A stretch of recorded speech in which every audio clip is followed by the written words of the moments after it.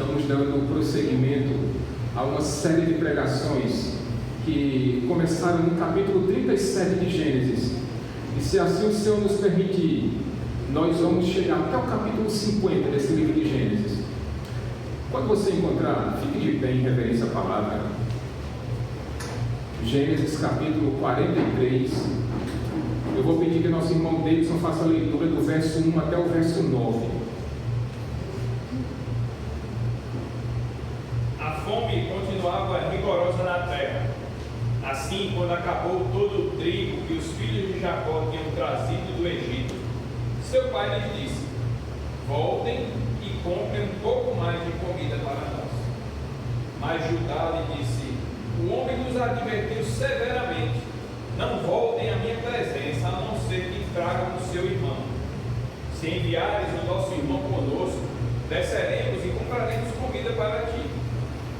Mas, se não enviares conosco, não iremos, porque foi assim que o homem falou: não voltem à minha presença, a não ser que tragam o seu irmão.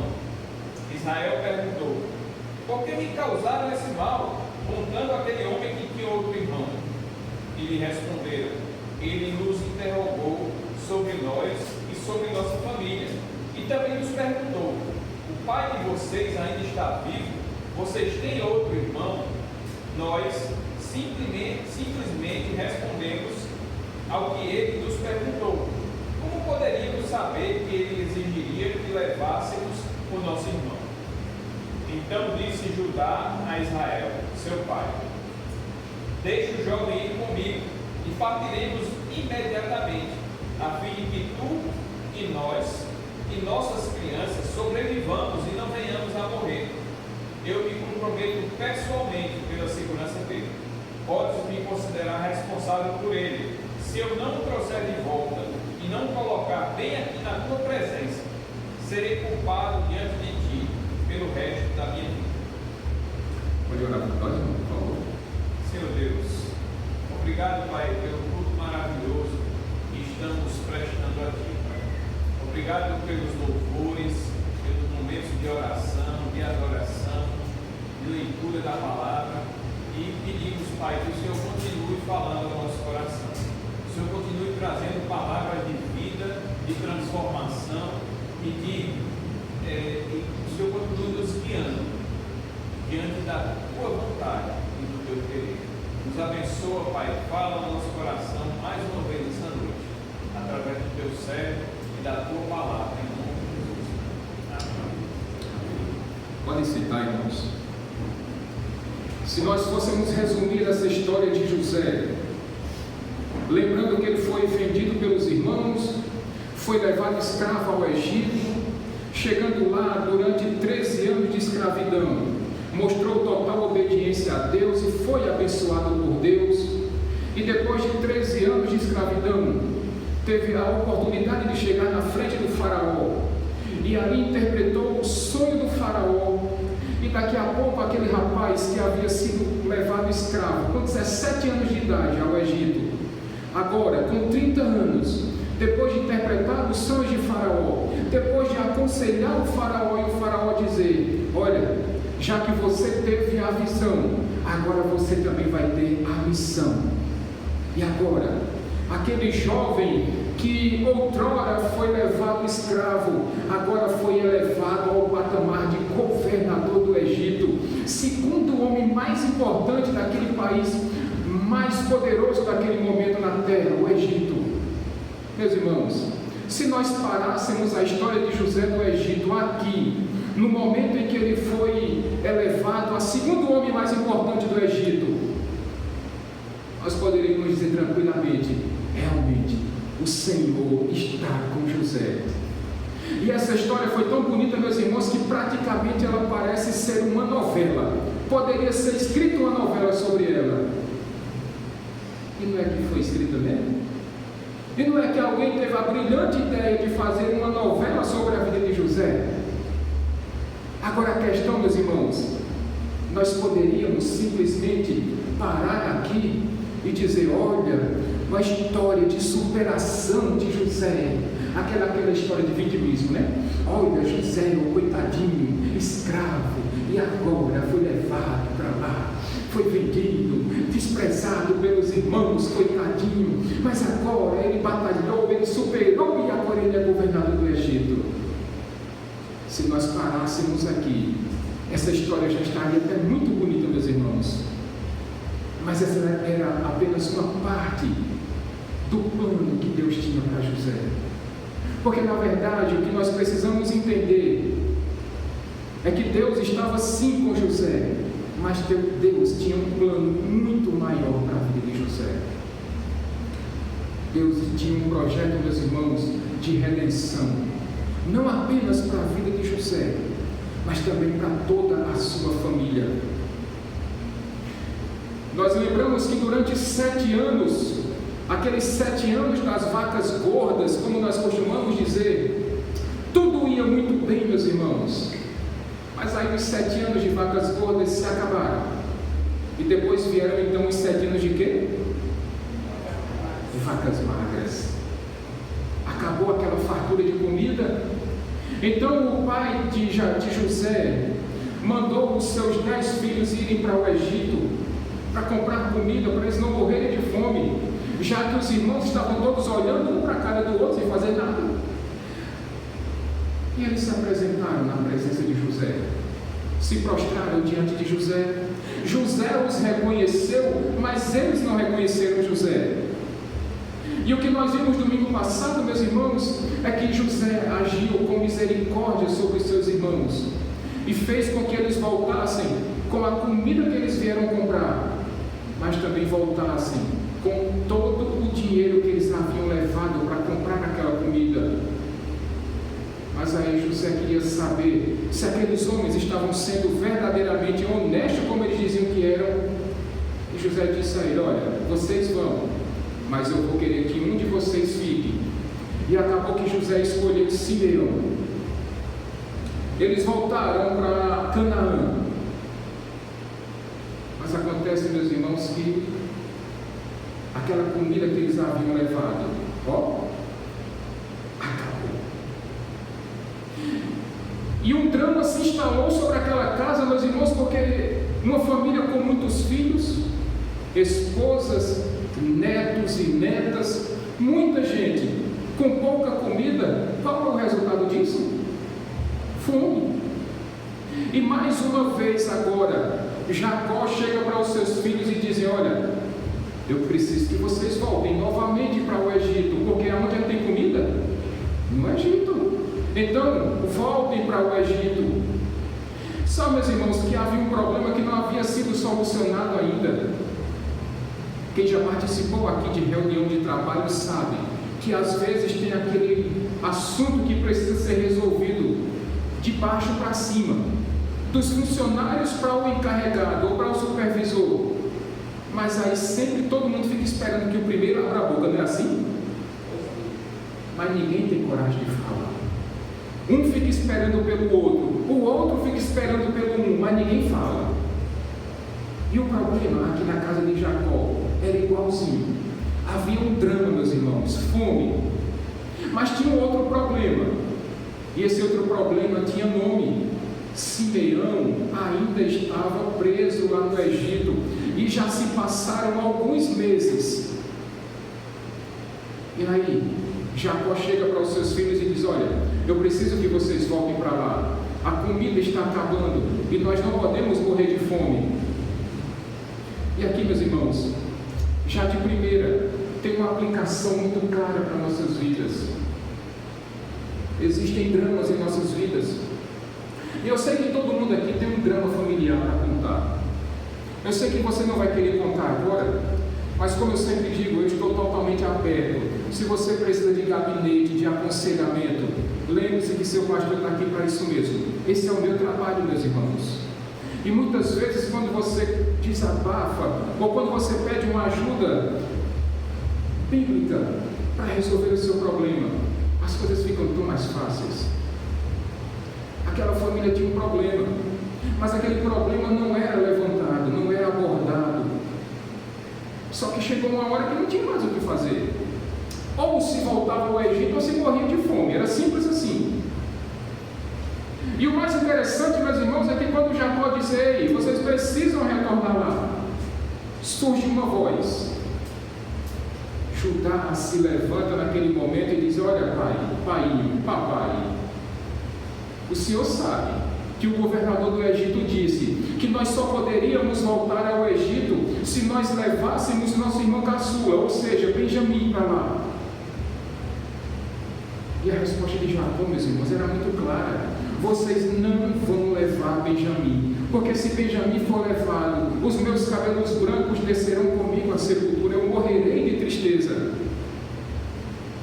Mas como eu disse a vocês, aquela voz que se levanta era uma voz improvável, porque nós vimos domingo passado que Rúben, o filho mais velho, ele fez uma proposta a Jacó, disse: pai, deixa eu levar Benjamim, e olha, eu prometo ao Senhor que se Benjamim não voltar, eu vou dar ao Senhor os meus 2 filhos, e o Senhor pode matar os meus 2 filhos no lugar de Benjamim. E é evidente, meus irmãos, que como todo avô, ele não aceitou essa ideia. Quem vai trocar um filho por 2 netos? Isso não existe, meus irmãos, isso não existe. E Jacó prontamente recusou essa oferta de Rúben. Mas agora se levanta Judá, e eu disse a vocês que isso era improvável, porque naquele momento existia uma hierarquia. O filho mais velho precisava falar primeiro, mas Rúben falou e não deu certo. O segundo filho então falaria, mas o segundo filho era Simeão, e Simeão estava preso, então não ia falar.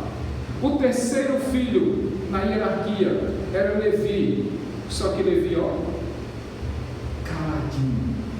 O quarto filho era Judá, e é justamente Judá que se levanta e diz: pai, olha, a gente tem que levar Benjamim, do contrário não adianta nós irmos, porque não vai ter comida, nós não vamos conseguir comprar comida lá no Egito.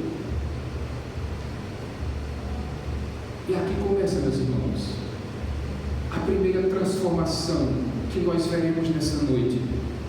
Nós já falamos tanto sobre a vida de José, mas acontece que a partir de agora, do capítulo 43, esse capítulo é um capítulo de transição, junto com os demais capítulos, para que Deus começasse a fazer a obra de redenção, não apenas na família de José, ou melhor, não apenas em José, mas agora na família de José.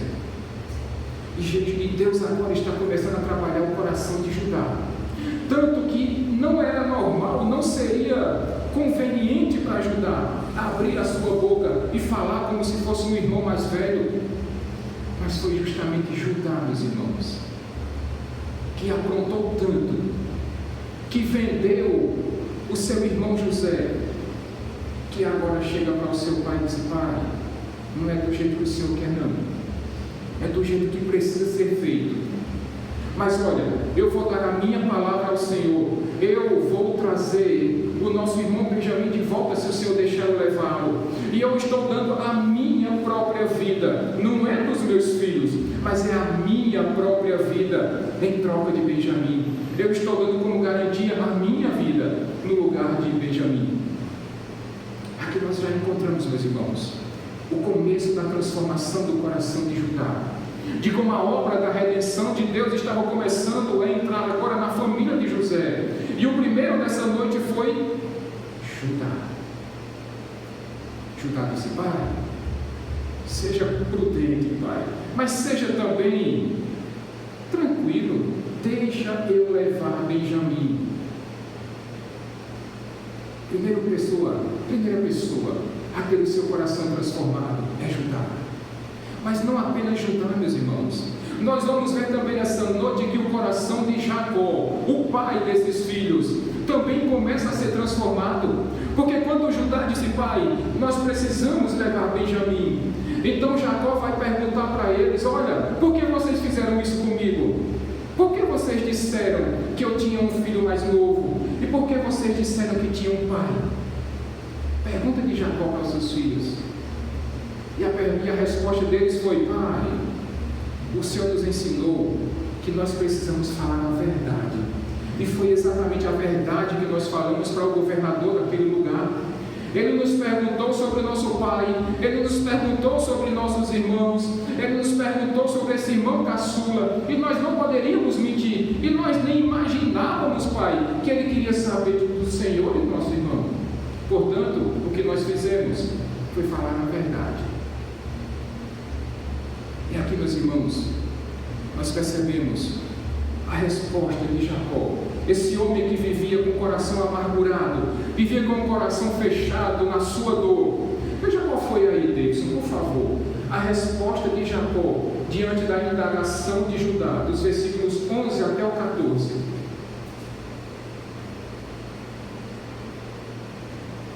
Então Israel, seu pai, lhes disse: se tem que ser assim, que seja.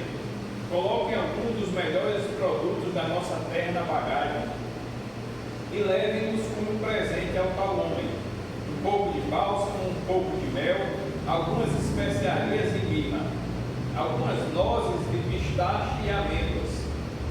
Levem prata em dobro e devolvam a prata que foi colocada de volta na boca da bagagem de vocês. Talvez isso tenha acontecido por engano. Peguem também o seu irmão e voltem àquele homem. Até o 14. Que o Deus Todo-Poderoso lhes conceda misericórdia diante daquele homem, para que ele permita que o seu outro irmão, Benjamim, volte com vocês. Quanto a mim, se ficar sem filhos ficarei. Percebam que Jacó tinha um coração duro, meus irmãos, por causa da sua dor, que ele carregava há mais de 20 anos. Mas aí, diante da apresentação de Judá, de tudo aquilo que Judá havia falado, é como se Jacó tivesse perguntado: Judá, qual é o plano A? O plano A é levar Benjamim. E qual é o plano B? Não, plano B não tem não. Foi nesse momento que Jacó disse: tá bom, se não tem jeito, que seja desse jeito então, que você está falando. Já que vocês vão ter que levar, pelo menos agradem o governador. Levem um pouco de mel, um pouco de incenso, de mirra. Agradem esse homem. Levem presentinhos para ele. E levem também o dinheiro em dobro, já que ele colocou o dinheiro de vocês na sacola. Levem prata em dobro. E tem mais. Que o Deus Todo-Poderoso tenha misericórdia de vocês. Que proteja vocês, que abençoe vocês. Mas essa última palavra de Jacó, meus irmãos, mostra como o coração dele agora começa a ser transformado. Porque a palavra dele é: quanto a mim, se for para ficar sem filhos, ficarei. Aquele homem que era idólatra, porque sim, meus irmãos, Jacó era um homem idólatra. Porque Jacó idolatrava o seu filho, o primeiro filho, aquele que nós dissemos que era o filhinho do papai. É o menino de papai? Quem era esse? José. José era o menino do papai, aquele menino criado por vó. Sabe aquele que a gente deu o exemplo lá no capítulo 37? Um homem forte, de academia, que pilota moto, que a comida vai na balança. Aquele menino criado por vó. Qualquer semelhança não é mera coincidência. Aquele menino criado por vó, bonito, forte, rapaz, bem tratado, usava roupa bonita, perfume cheiroso. E Jacó idolatrava o seu filho. Mas aí, pela providência de Deus, aquele filho agora está preso no Egito. E vocês sabem, meus irmãos, que o idólatra, ele, quando perde aquilo que ele idolatra, o coração é tão enganoso, meus irmãos, que o idólatra sempre coloca outra coisa no lugar de Deus. Porque se ele não está adorando a Deus, ele vai adorar outra coisa. Saiu José, que foi que Jacó colocou no lugar? Benjamim. E agora Jacó está idolatrando o seu segundo filho, Benjamim, o caçulinha, ponto 2 aqui. O menino do papai, ponto 2. Mas o idólatra, ele também, nós podemos dizer nessa noite, meus irmãos, que Jacó era um homem autocêntrico. E o que seria isso, pastor? Um homem autocêntrico, uma pessoa autocêntrica, é aquela em que coloca a si próprio no centro de todas as coisas. É aquele que começa cantando aquela musiquinha, eu me amo, não posso mais viver sem mim. O autocêntrico é aquele o hedonista, aquele que fica adorando a sua própria imagem, aquele que só olha para o seu umbigo, que só olha para os seus problemas, para as suas coisas, para a sua vida e para a sua realidade. Esse é o autocêntrico. Ele não está preocupado com a dor do outro, ele não está preocupado com o bem-estar do próximo. A única coisa que ele olha é para ele próprio. Esse era Jacó, um homem que se fechou, meus irmãos, na sua dor, porque disse: eu perdi o meu filho, o filho que eu mais amava. Mas Jacó, você tem mais 10, eu não me importo com os 10, eu só quero José. Mas José não tinha, então ele foi procurar outro e colocou Benjamim, e deixou de dar atenção aos seus filhos, e deixou de ser um pai cuidadoso e atencioso com seus outros filhos, e passou a viver uma vida fechada em si próprio, estilo caramujo, que vive dentro da sua casinha, ele e ele só. Ao contrário, meus irmãos, de como nós devemos ser outrocêntricos, ou seja, aonde o outro precisa estar em primeiro lugar. Aliás, para o segundo e mais importante mandamento: amarás o teu próximo como a si mesmo. Jacó precisava aprender essa lição, porque ele passou a olhar apenas o seu problema, meus irmãos. Ele deixou de olhar as circunstâncias que estavam em sua volta. Jacó talvez não tivesse percebido que tinha outros filhos, que tinha noras, que tinha netos e netas, e a única coisa que movia o coração de Jacó era dizer: eu perdi o meu filho, a minha alegria foi embora, eu já não tenho mais motivos para sorrir, eu já não quero mais sair de casa. E aquele homem passou há mais de 20 anos, meus irmãos, se lamentando da própria sorte. E sabe que lição nós podemos tirar disso aqui? Eu sei, eu falei isso no domingo passado. Ninguém consegue medir a dor do outro, ninguém tem essa capacidade a não ser Deus. Mas o que nós precisamos entender é que a dor não pode ser a motriz que move a minha e a sua vida. Nós não podemos ser definidos pela nossa dor. Precisamos olhar para além da nossa dor, meus irmãos. Precisamos olhar para além do nosso problema, porque se você e eu, se nós nos fecharmos dentro deste casulo, fatalmente nós seremos encolhidos por esse problema, e nós vamos deixar de ver coisas tão grandiosas e maravilhosas que Deus tem feito por todos nós. Aí a gente passa a viver em função de um trauma que aconteceu na nossa vida, às vezes de um problema financeiro, às vezes de uma desilusão amorosa, às vezes um desemprego, às vezes um problema familiar, uma rejeição dos pais ou rejeição dos filhos, e a gente começa a viver, meus irmãos, uma vida de tristeza, de amargura.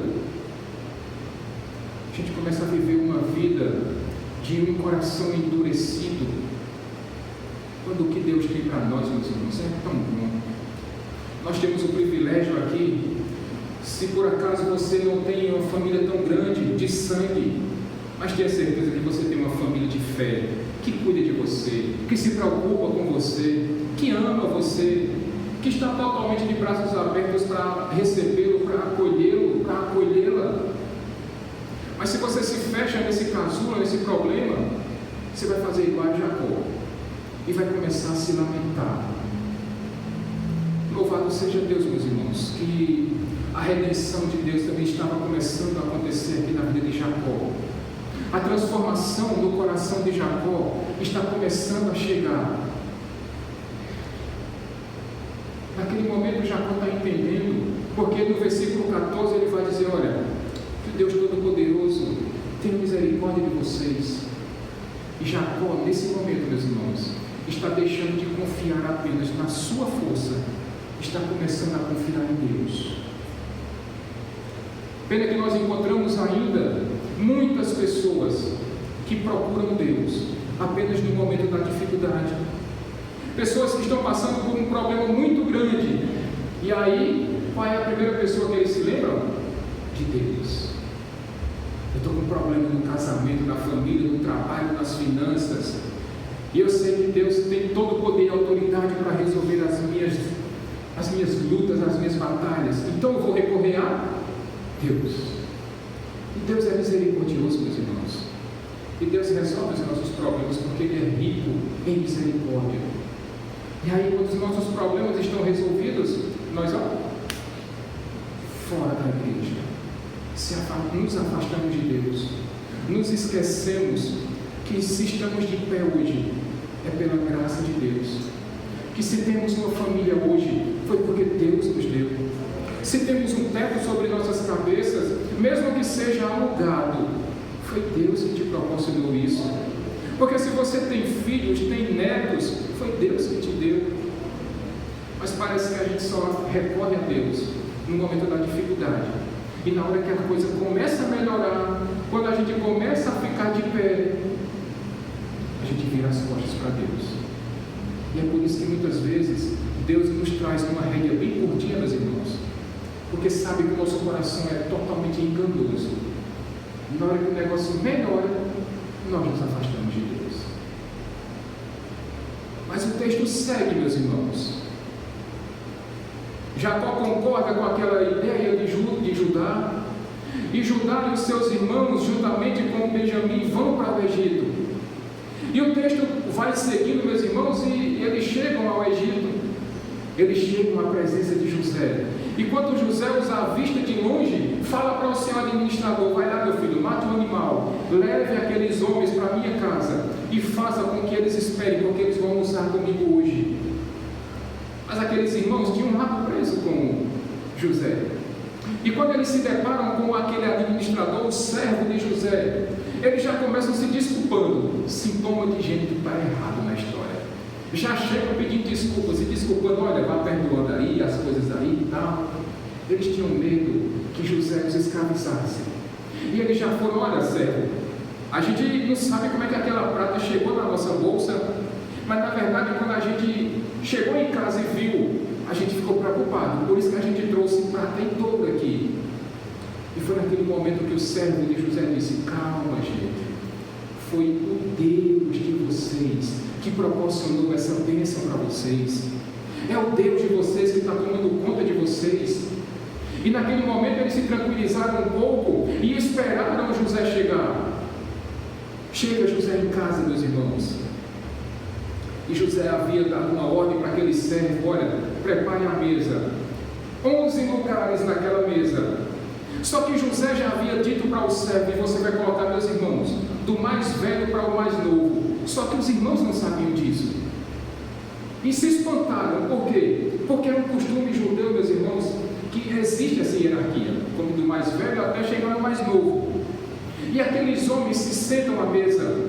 José e o seu servo ficam em outra mesa, porque os egípcios não comiam junto com os hebreus, porque isso era considerado sacrilégio para eles. Mas José, meus irmãos, há um detalhe aqui: José era chorão, porque quando José avistou os seus irmãos, quando ele viu que aquele irmão mais novo estava presente, ele correu para dentro do seu quarto e chorou, cansou, enxugou as lágrimas, maquiou-se de novo e voltou para aquele local lá do jantar, do almoço.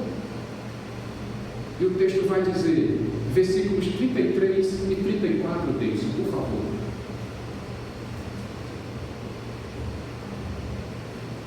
Seus irmãos foram colocados à mesa perante ele por ordem de idade, do mais velho ao mais moço, e olhavam perplexos uns para os outros.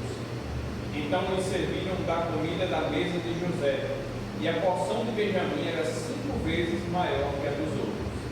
E eles festejaram e entenderam a vontade. Vamos para aí. Todos comeram e beberam, riram, brincaram, saciaram a sua fome. Mas Benjamim, 5 vezes mais. 5 vezes mais. José ainda olhou para Benjamim e disse: meu filho, que Deus derrame graça sobre você. Mas o texto vai seguindo, meus irmãos, porque no capítulo 44, depois de comerem, beberem, de saciarem, José chega para o seu servo e diz: olha, encha a bolsa deles com comida. Tudo que eles puderem levar, e coloque a prata que eles trouxeram de volta. Mas você vai fazer uma pegadinha para mim. E José disse ao seu servo: coloque a minha taça de prata na bolsa de Benjamim. Veja bem, de Benjamim, não é R não. No outro dia de manhã, depois de comer e beber, no outro dia, aqueles filhos de Jacó, os irmãos de José, junto com Simeão, estão voltando para Canaã, com as suas bolsas cheias de comida. Eles não sabiam que o ouro a prata havia sido colocada, tampouco a taça do governador estava dentro da bolsa de Benjamim. E ali José se despediu, disse: olha, o Egito está aqui para servir vocês, por isso, olha, estamos aqui, viu? Precisando de comida, estamos aqui, estamos presentes. Mas José disse: olha, sério, antes que eles se afastem muito da cidade, você vai lá e vai dizer isso: olha, vocês roubaram o governador, vocês fizeram uma coisa muito errada, vocês traíram a confiança do governador, e isso é uma maldade. E depois que o servo foi, encontrou os irmãos lá, um pouquinho à frente. Agora, imagine, meus irmãos, aqueles 11 irmãos, alegres, com a bolsa cheia de comida, com Simeão, e ainda por cima Benjamim voltando. Imagine a alegria deles. Mas ao mesmo tempo, quando eles avistam o servo do governador, dizendo: oh, peraí, tem um tempinho aí, para aí, imagina, deve ter dado um gelo, Marinho, na espinha daqueles irmãos. Acaba assim, tá, agora deu. E o servo contou tudo aquilo que José tinha dito. E sabe qual foi a resposta? Do verso 6 até o verso 9, do capítulo 44 deles, por favor.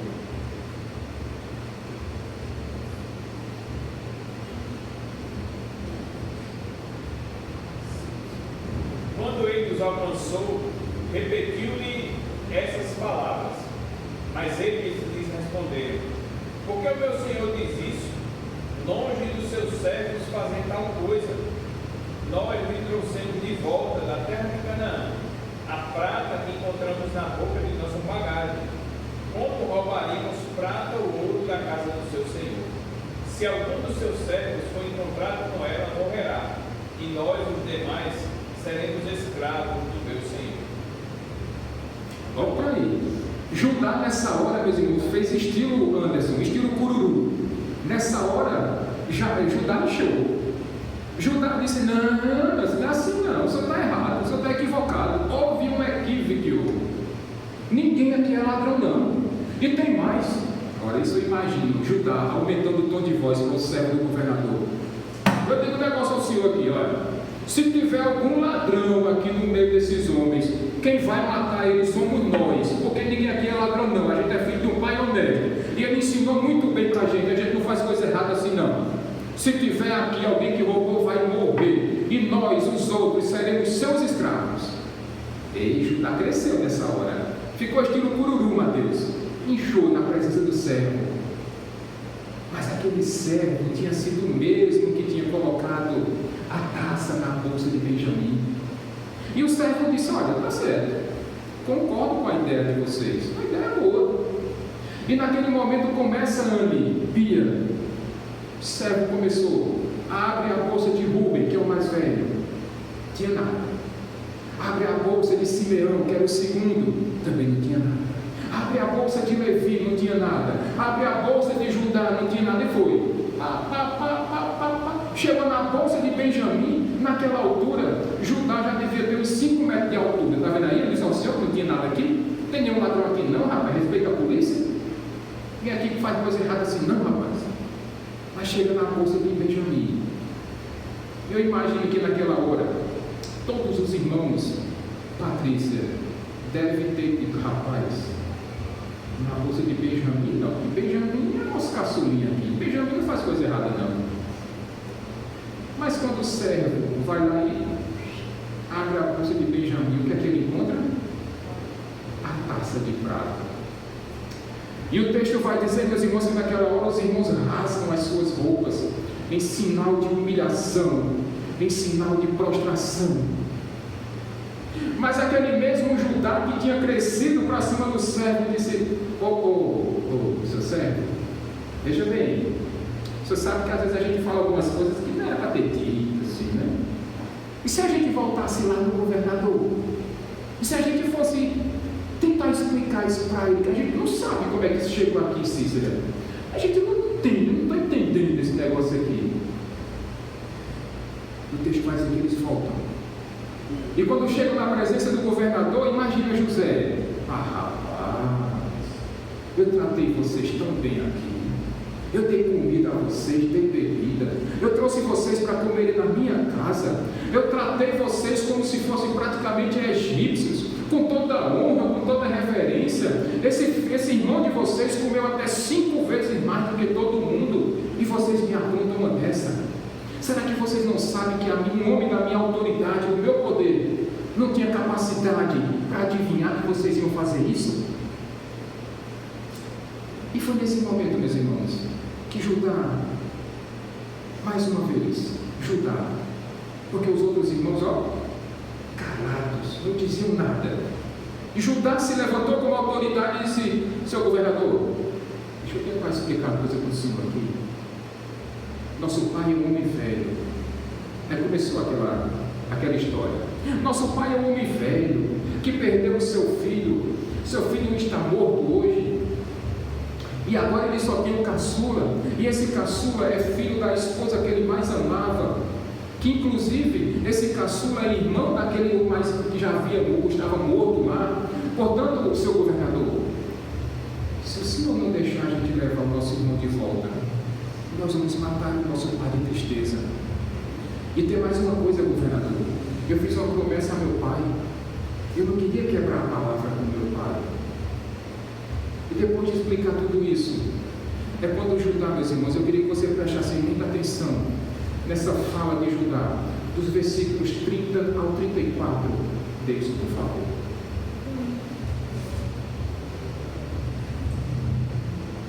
Agora, pois, se eu voltar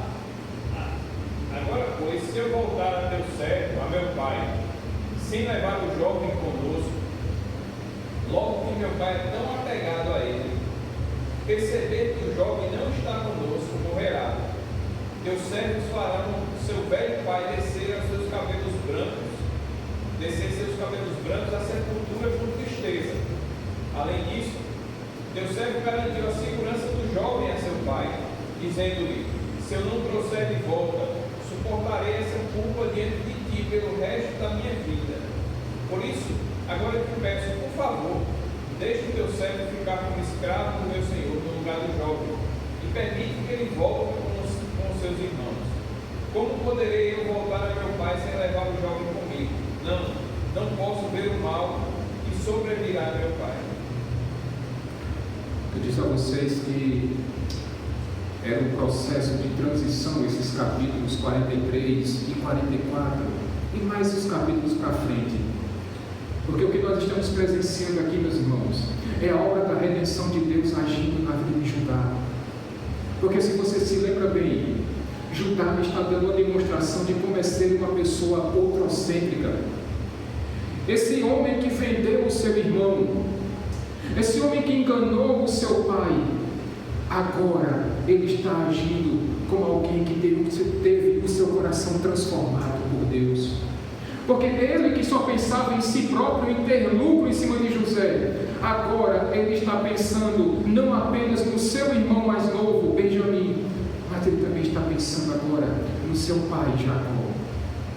E se vocês lembram bem, no capítulo 38, foi esse mesmo Judá que abandonou a casa do seu pai, que se casou com uma mulher que não era judia, que praticou imoralidades, prostituição, incesto. Esse homem que mentiu, mas agora esse homem está dando demonstrações de que teve o seu coração transformado, e agora já não está pensando mais em si. Por isso que ele disse: governador, deixa eu lhe pedir uma coisa, por favor, se for para o senhor matar, mate a mim, mas deixa que o meu irmão volte para casa, porque senão eu vou ver o meu pai morrer de tristeza.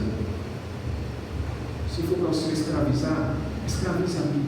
Se for para matar, mate a mim. Se for para castigar, castiga a mim. Mas não faça isso com meu irmão, nem faça isso com meu pai. É um pedido que eu faço a você. Esse é o exemplo, meus irmãos, de como Deus age na vida daqueles que buscam o Senhor.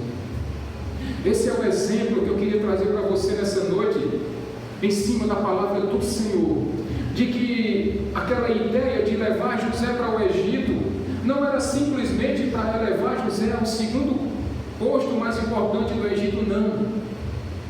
Mas o plano de Deus, o plano redentivo de Deus, está sendo posto em prática aqui. E esse é um dos textos mais belos, belíssimos, quando se trata de redenção.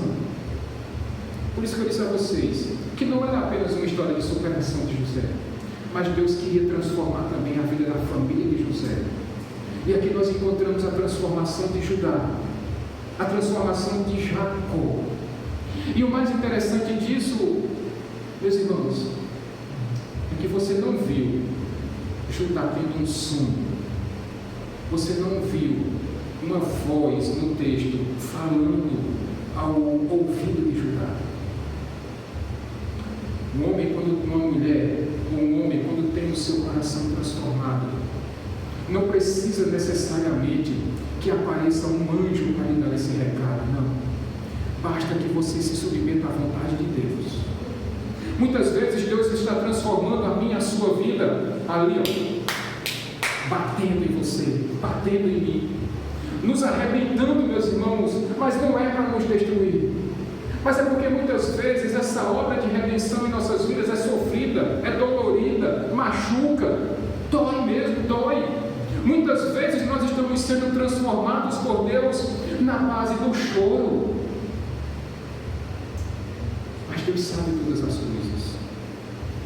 Talvez esse drama que você tenha passado no seu passado, ou que você esteja passando hoje, seja Deus agindo na sua vida para transformar o seu coração, para agir com esse processo de redenção na sua vida, para que você não seja mais aquela pessoa autocêntrica que talvez você seja ou tenha sido, mas que você entenda, meus irmãos, que a vontade de Deus é que você seja moldado segundo o caráter de Cristo Jesus. E nós sabemos o que aconteceu com Cristo, mesmo não precisando, porque Ele era perfeito, 100% homem, mas 100% Deus, mas passou por todo o sofrimento no seu e no meu lugar, para comprar a você e a mim, para que aquele sangue que foi derramado na cruz do Calvário redimisse a você e a mim, para que a nossa dívida fosse anulada, para que a nossa culpa fosse perdoada.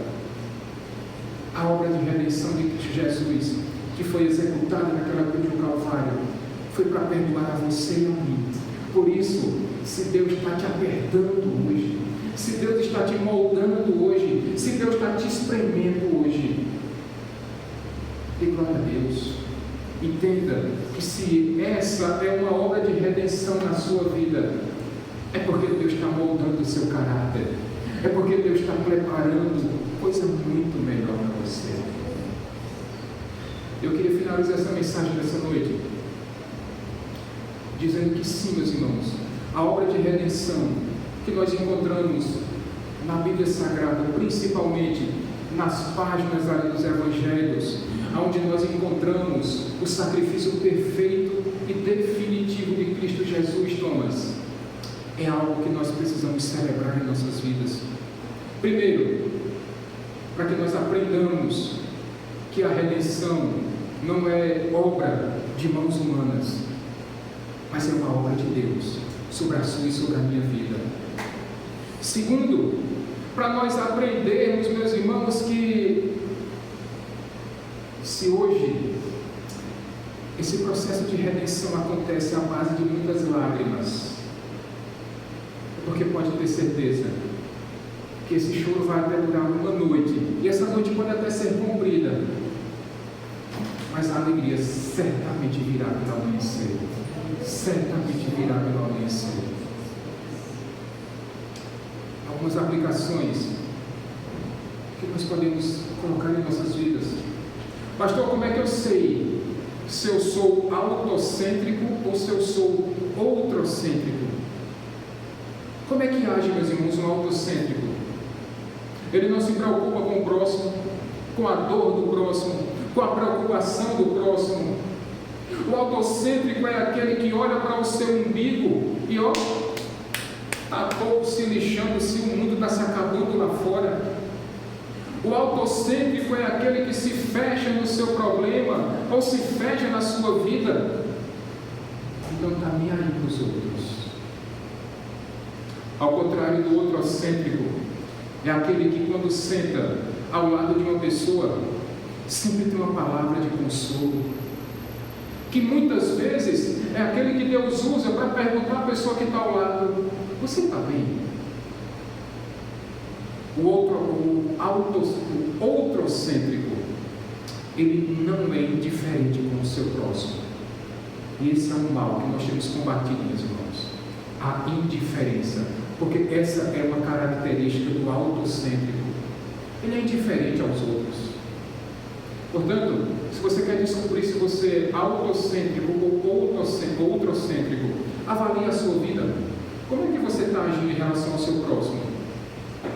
Se você se preocupa apenas consigo, ou se você ainda se preocupa com o seu próximo. Segunda aplicação: a redenção, meus irmãos, ela sempre vem de cima para baixo. Ela parte de Deus para os homens. E essa obra, ela já foi executada na cruz do Calvário. Cristo já completou essa obra no seu e no meu lugar. Por isso, precisamos agora agir como alguém, como Judá, que porque foi transformado, teve o seu coração transformado, ele já não pensa mais em si próprio, ele passa a se preocupar também com o outro, já não sou mais eu. Uma terceira e última aplicação para você e para mim nessa noite: pare de confiar em si próprio e comece a confiar mais em Deus. Chegou um determinado momento, meus irmãos, da vida de Jacó ali, que ele disse: olha, eu vou confiar em Deus, e se for para ficar sem filhos ficarei. Mas foi naquele momento, no versículo 14 do capítulo 43, que ele vai dizer ao seu filho Judá: que o Deus Todo-Poderoso derrame da sua misericórdia sobre vocês. E foi naquele momento, meus irmãos, em que Jacó começou a ter o seu coração transformado, porque ele parou de olhar para a sua dor e ele começou a confiar única e exclusivamente em Deus. Por isso, meu conselho para nós nessa noite: passemos a confiar totalmente em Deus. Depositemos toda a nossa esperança, a nossa confiança somente em Deus. Amém, meus irmãos? Vamos ficar de pé.